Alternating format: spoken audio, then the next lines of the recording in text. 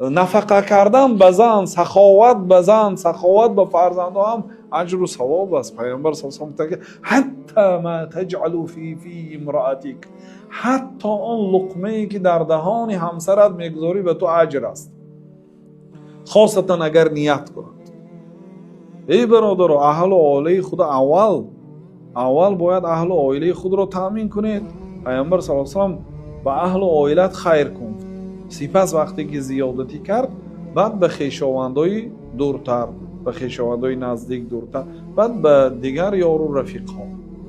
چه خیلی اهل و عائله گرسنه شما فقط یعنی در بیرون به زیاده روی مشغول است. بنابراین برادرها، این حدیث بسیار حدیثی ترساننده هست که برای بد بودن آدم یا برای گناه آدم بس از همین که اهل و عائله خودش ضایع میکنه.